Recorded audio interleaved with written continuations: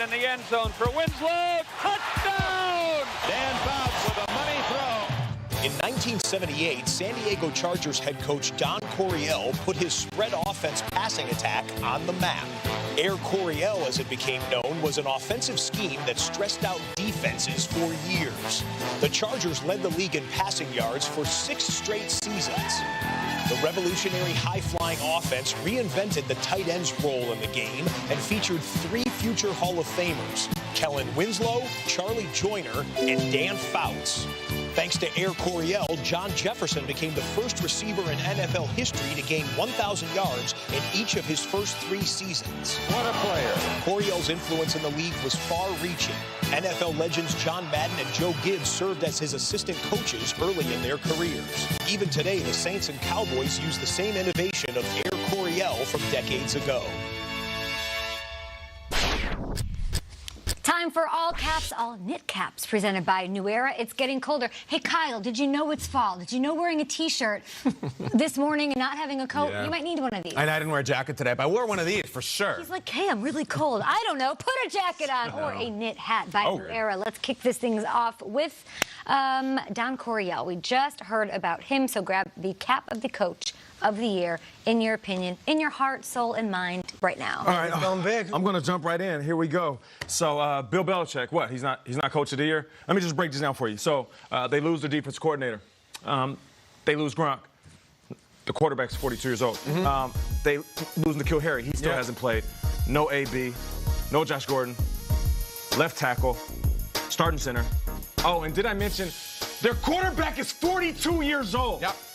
And they're still the best team in football. I'm going with the Patriots. I think we're just used to his greatness, so we don't consider him as Coach of the Year, but every year he should be in the consideration for Coach of the Year. Bill Belichick. It's fair. I'm going to go with the Saints, and I'm going to go with Sean Payton, whose coaching prowess was seen when their star quarterback wasn't on the field. I think Teddy Bridgewater's a fine quarterback, but the fact that it missed a beat, went 5-0 without Drew Brees in the lineup, the fact that Alvin Kamara left the game, and they still were able to win 2 games without him, I think what Sean Payton gets overlooked at is the innovation on offense. And he didn't go razzle-dazzle. He didn't go crazy. No, he actually kept it relatively tame and said, let's just win the games with Teddy and trust our defense.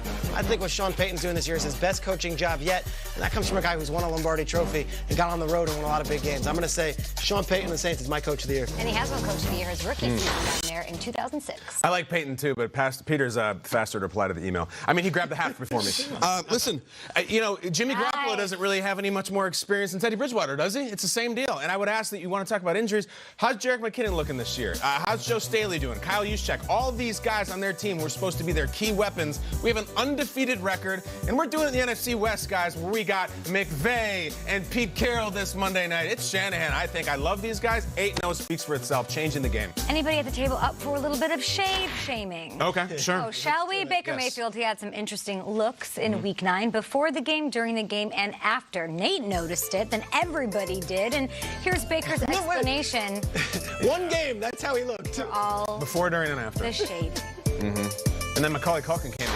Quarterbacks had a Movember mustache, and the original thought for me, I do the handlebars. I was undefeated before Sunday with the handlebar mustache, so I shaved it off because I didn't deserve it. Well, Baker and the Browns have lost 4 straight. Grab the cap. What? I like it. The Baker's like he's still having fun. He's still joking. In his mind, like, that's how it works. I love it. Grab the cap of the quarterback who could use a Week 10 win the most. All right. No, I'm going to go with Harry and Marv over here. I mean, it's a really cool mustache quip. Can we win a game? We've been through this with Baker. He's very good with the one-liners, and we normally appreciate it. It only works when you're winning. And there's some other guys who really need to win bad, but I think Baker faces so much more hot fire scrutiny than someone like maybe Mitch Trubisky, who kind of just floats and is numb. Baker almost invites it. I think he really needs one this weekend. Yeah, whether it's Brian Hoyer or Jacoby Brissett, I'm going to go with the Colts, you know, coming off that horrible laces-out loss. They're still 2-0 in the division. I don't want this season to start to spiral in the wrong direction, so they need a win regardless of who's at the quarterback position. I'm earnestly asking you, is this like the cool way to wear it now, guys? Yeah, that's how we do it here on the show. I'm curious. Popping tags. Probably take them off. Go with Kirk Cousins. We know his record in prime time. We know that all eyes will be on him. He goes into Dallas. He can silence a lot of doubters if he just plays really well and wins. Like, I know it's not all on his shoulders, and he's got this running back, and I was criticizing Cousins' inability to get that game-winning drive in Kansas City, and a lot of Vikings fans, very defensive, saying, well, what about Stefanski? What about... I don't want to... Yeah. quarterback. Go win the game. Beat the Cowboys soundly on Sunday in their building on Sunday night. I'll be quiet Monday morning.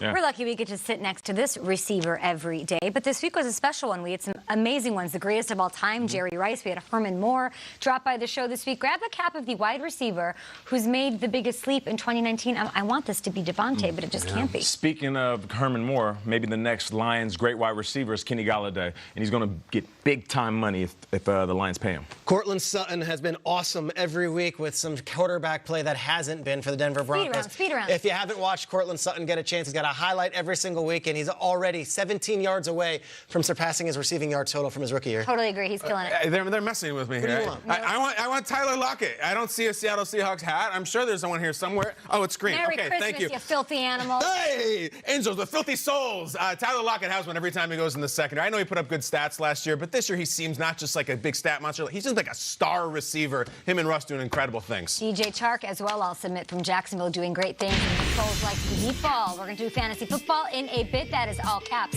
Presented by New Era. We've got a big one tonight on NFL Network. We've got Chargers going up to Oakland to face